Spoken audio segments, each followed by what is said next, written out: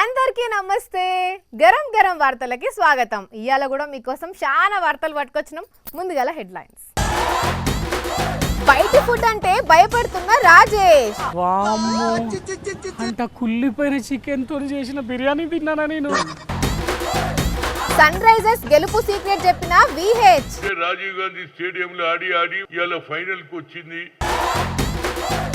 బీరుతో హల్చల్ చేసిన అమ్మాయి మీద కేసులు, గట్టిగా జలకిచ్చిండ్రు పోలీసులు. రన్నింగ్ లారీ మీద దొంగలు, ఎత్తుకుపోయిండ్రు మూటలు.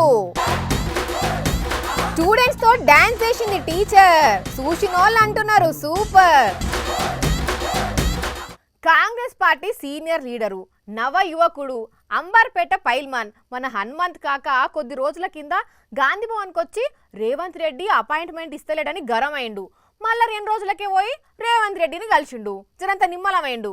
మరి అప్పటి సంది గాంధీ భవన్కు అప్పుడో ఇప్పుడో వచ్చిపోతుండు కాక. ఇలా సీరియస్ గా ప్రెస్ మీట్ పెట్టిండు. మరి ఏం మాట్లాడతాడో చూద్దాం. తాత నమస్తే, ఏం చేస్తున్నావు?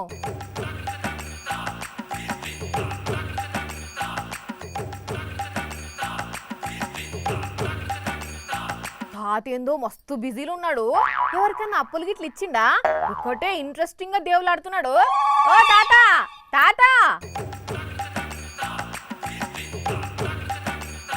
హనుమంత్ తాత, నేను వాణి నచ్చిన.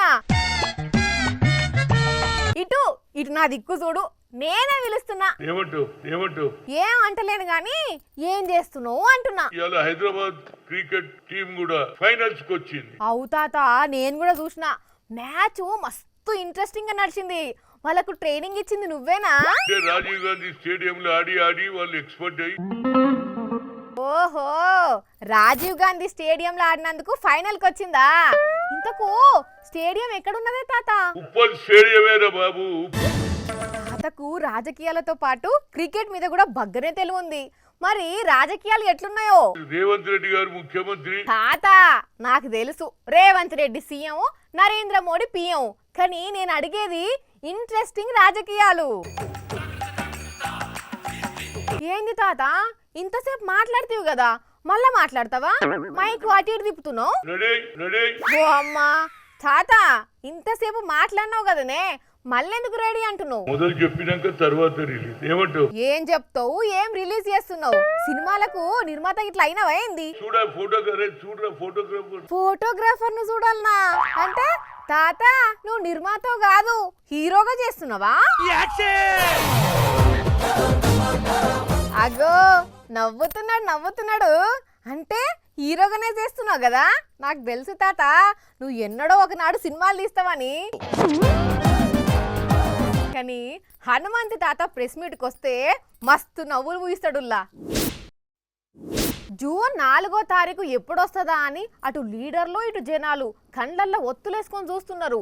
ఎవరు గెలుస్తారు ఎవరు ఓడతారు అనే సస్పెన్స్ తోని అందరికీ బీపీలు పెరిగిపోతున్నాయి. ఇక కొంతమంది అయితే పోటీలు పడి బెట్టింగులు పెడుతున్నారు. ఎవ్వరు ఎటన్నా ఓన్లీ నాకేం సంబంధం లేదన్నట్టు మా రాజేష్ మంచిగా ఎంజాయ్ చేస్తున్నట్టున్నాడు. ఓసారి పోయి చూద్దాం.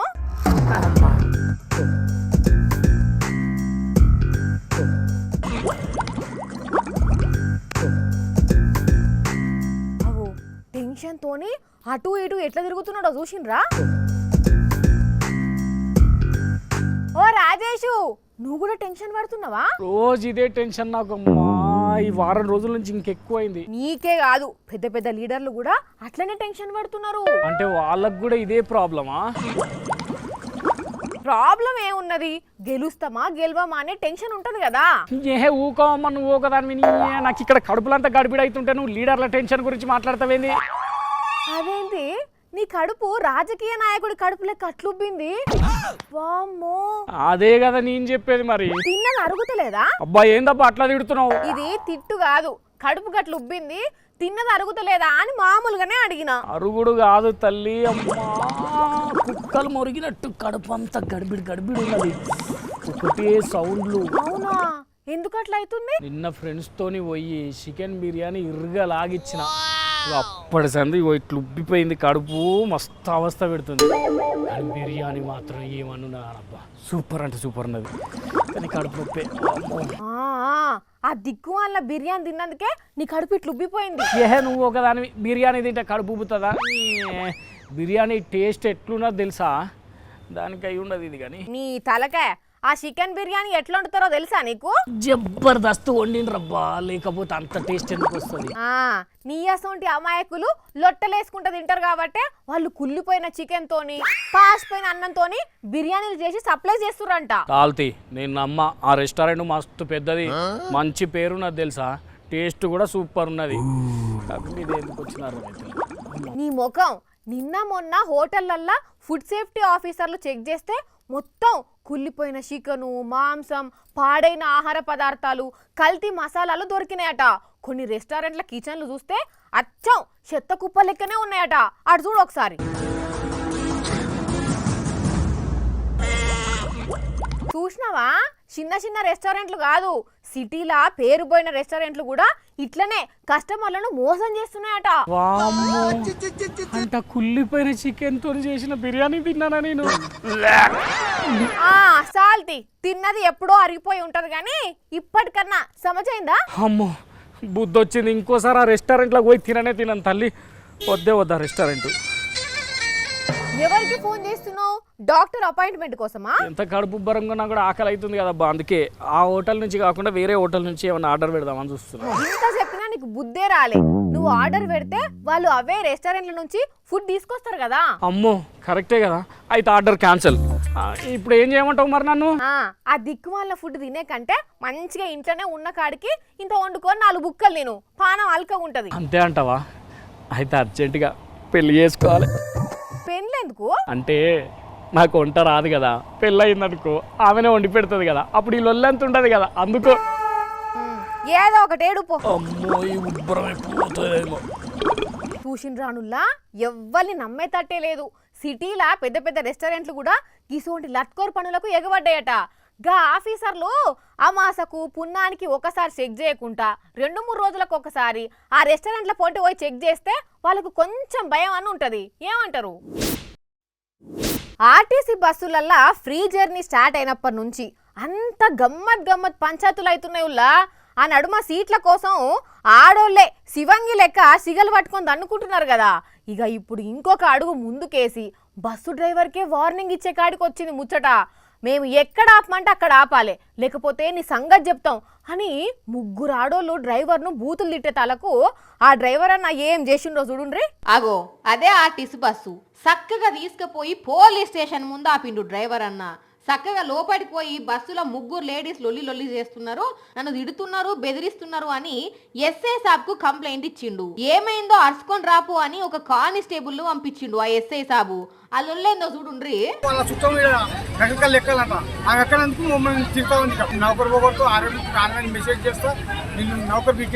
విన్నారు కదా, అసలు ఏమైందంటే హైదరాబాద్ నుండి సూర్యాపేటకు వస్తున్న ఈ బస్సుల ఫ్రీగా జర్నీ చేస్తున్నారు ఈ 3 అమ్మలక్కలు. నకిరికల్ బస్ స్టాండ్ కాడికి రాగానే ఓ అన్న మా సుట్టపాము వస్తుంది జరంతసేపు బస్సు ఆపమని డ్రైవర్ కి చెప్పిర్రు.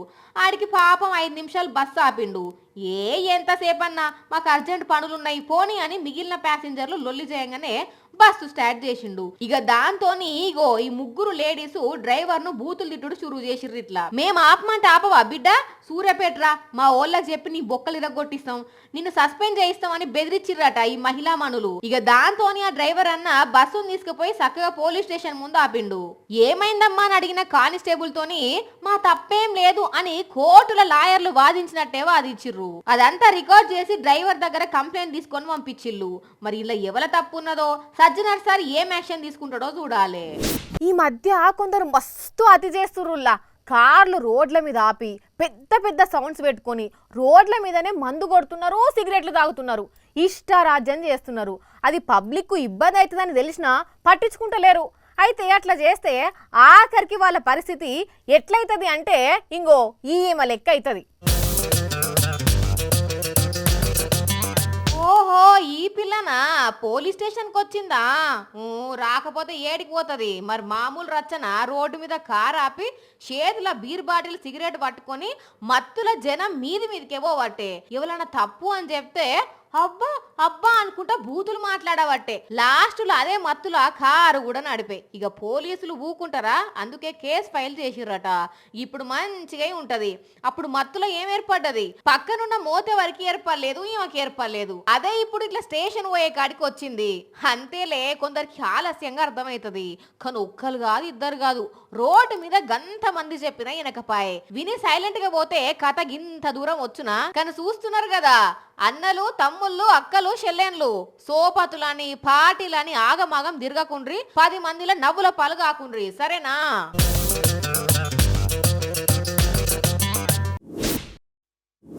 అసలే ఎండాకాలం, జనాలు బయటికి వెళ్తే దూపా దూపా అంటుర్రు.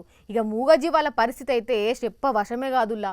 మనం అంటే బాగా దూపైతే ఓ వాటర్ బాటిల్ కొనుక్కుంటాం, లేదంటే ఎవరినన్నా గిలాస నీళ్ళు ఇయ్యుండ్రి అని అడుక్కుంటాం. కానీ మూగజీవాలు అట్లా కాదు కదా. అందుకే పాపం గీడు ఆవుకు ఎంత దూపైందో ఏమో, ఏకంగా చలివేంద్రం దగ్గరికి పోయి నీళ్లు తాగుతున్నది. పాపం ఎంత దూపైతుందో ఏమో. చల్లని తాగునీరు అని చలివేంద్రం పెడితే ఆడిపోయి సుక్క పడుతుంది. వాటితోనే గొంతు తడుపుకుంటుంది ఆవు. ఇది మహబూబాబాద్ లా. ఎండలు మళ్ళా గట్టిగానే కొడుతుండేటాలకు రోడ్డు పక్కనుండే జీవాలు దూపకు అల్లాడుతున్నాయి. కానీ గంత పెద్ద జీవికి ఈ సుక్కొచ్చే నీళ్లు ఏడ సరిపోతాయి? అందుకే ఇంగో ఈ ఆవు బాధను అర్థం చేసుకున్న ఈ షెల్లె పోయి నల్లా దింపిన ఓలే మంచిగా తాగబట్టింది. ఇట్లా ఎంత తాగినా మహా అంటే గొంతు తడుస్తుంది కావచ్చు కానీ కడుపు అయితే నిండది. అట్లని నాకు నీళ్లు సరిపోలేదు, ఇంకిన్ని కావాలి అని ఇది అడగలేదు కదా. నోరు లేని జీవాయే. పాపం ఎండాకాలం వచ్చిందంటే మామూలు గోస కాదు వాటికి. అందుకే ఆవు దూప తీర్చిన ఈ షెల్లను చాలా మంది తారీఫ్ చేస్తున్నారు. కారు పార్కింగ్ చేస్తే సాటుంగొచ్చి దాంట్లో సొమ్ములు ఎత్తుకుపోయిన వాళ్ళను చూసినాం. బస్సుల మాట కలిపి పర్సులు కొట్టేసిన వాళ్ళను చూసినాం. ప్లాట్ఫామ్ మీద రైలు ఆగితే సడన్గా వచ్చి సొమ్ములు గుంజుకుపోయిన వాళ్ళను చూసినాం. ఇంకా చూస్తూనే ఉన్నాం కదా. అయితే ఈడ మాత్రం ఇది వరకు మీరు చూస్తారో కూడా తెలియని విధంగా దొంగతనం చేసిర్రు. కావాలంటే మీరే చూడుండ్రి.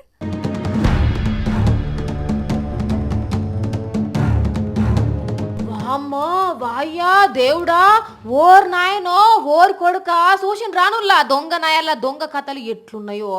ఇద్దరు లారీ ఎక్కి సామాన్ తీసి కింద పడేస్తే ఇంకోడేమో వారి వెనకాల బైక్ వేసుకొని పోయిండు. సినిమాకు మించి ఎస్కేప్ చేయించి మనకు కొత్త సినిమా చూయించుండు.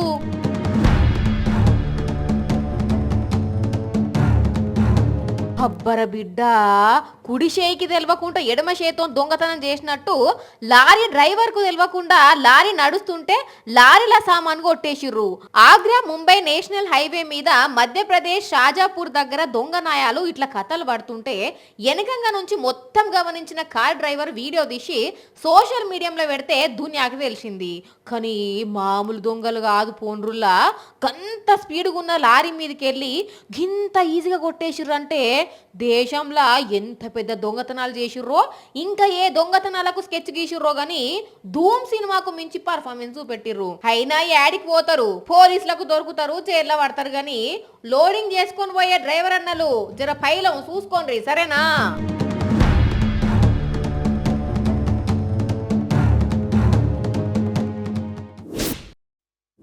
ఈ నడుమ కొంతమంది పేరెంట్స్ ఇంత సుత భయము బాధ్యత లేకుండా తయారైనరుల్లా పిల్లలను ఖరీదైన కార్లు ఇచ్చి అచ్చోసిన ఆంబోతులు లెక్క రోడ్ల మీద వదిలిపెడుతున్నారు.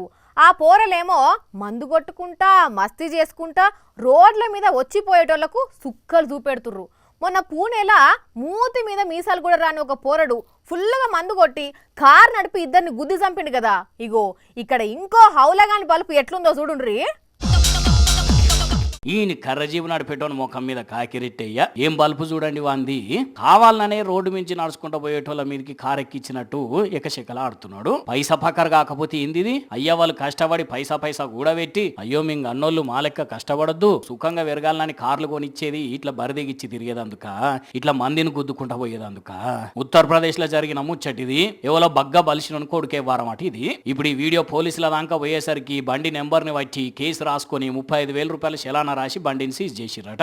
ఉత్తగా బండిని సీజ్ చేసుడు కాదు సార్, ఇట్లాంటి వాళ్ళ డ్రైవింగ్ లైసెన్స్ క్యాన్సిల్ చేసి అసలు 4-వీలర్ 2-వీలర్ మీద కూడా ప్రయాణం చేయకుండా శిక్ష చేయాలి. అప్పుడు రోడ్ల మీద నడుచుకుంటూ పోతుంటే పక్క పొంటి వాహనం వచ్చి బురద మీద జిల్లినప్పుడు ఇంకొక ఆవులాగాడు ఇట్లనే వాళ్ళ మీదకి కారు పోనిచ్చినప్పుడు ఎరుకైతుంది బాధ ఏందనేది. మరి లేకుంటే ఎందులా అరే పుసుక్కున అదుపు తప్పి మనుషులు టైర్ కింద పడితే ఎంత ప్రమాదము ఏంది కథ. ఈయన కావురం కళ్ళ కాకులు ఓడువా. ఓ అయ్యలు అవ్వలు ఇష్టం వచ్చినట్టు పొలగాండ్లకు కార్లు బండ్లు కొనిచ్చేటోళ్ళు మీరు ప్రేమ కొద్ది కొనిస్తారు కరెక్టే గానీ వాళ్ళు పక్కర కొద్ది చేసే పనులను కూడా గమనించుకుంటూ ఉండండి ఎప్పటికీ. లేకపోతే మీకే నామార్ద తెస్తారు అటు ఇటు పోయి. చూసుకోండి జరా పిల్లగాళ్ళు ఏం చేస్తున్నారు ఏం కథ అనేది. కష్టపడి కొనుక్కున్నానికైతే తెలుస్తుంది దాని విలువైందనేది కదా. వేస్ట్ గాడెక్కన్నా. మామూలుగా పెంపుడు జంతువులను ఇష్టపడే వాళ్ళు వాటిని బండ్ల మీద ఎక్కించుకొని ఎక్కడికి పడితే అక్కడికి తీసుకుపోతుంటారు.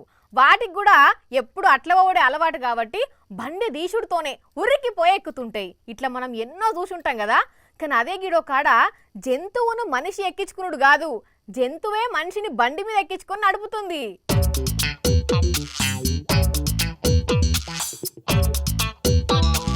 అరే కుక్క బండిని భలేగా నడుపుతున్నది కదా, మనుషులకున్నట్టే దీనికి కూడా మంచిగానే ప్రాక్టీస్ ఉన్నట్టున్నది.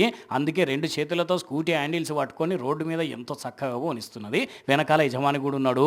మరి ఈ అన్ననే ఈ కుక్కకు స్కూటీ డ్రైవింగ్ నేర్పించుంటాడో లేదంటే సపరేట్గా జంతువుల కోసం ఏమన్నా డ్రైవింగ్ స్కూల్ ఉన్నదో ఏమో కానీ ఈ కుక్క అయితే సూపర్గా స్కూటీ నడిపింది. అంత మంచిగానే ఉన్నది కానీ పుసుక్కునే పోలీస్ అన్న ఆపి హెల్మెట్ ఏది డ్రైవింగ్ లైసెన్స్ ఏది అని అడిగితే అని కూడా సమాధానం చెప్తుంది కావచ్చు. ఇది అది కాస్త వాళ్ళకి అర్థం కాక సకాశీలన రాస్తారేమో. అందుకే ఒక హెల్మెట్ అన్న పెట్టేది ఉండే కుక్కకు. ఇక లైసెన్స్ కూడా తీసుకుంటే పోలీసులు ఆపినా కూడా ప్రాబ్లం ఉండకుండేది. కానీ ఏదో సరదాకి కానీ నిజంగా ఇస్తారు జంతువులకు లైసెన్స్. కానీ కుక్క ఇట్లా బండి నడుపుడైతే నెవర్ బిఫోర్ ఎవర్ ఆఫ్టర్లే.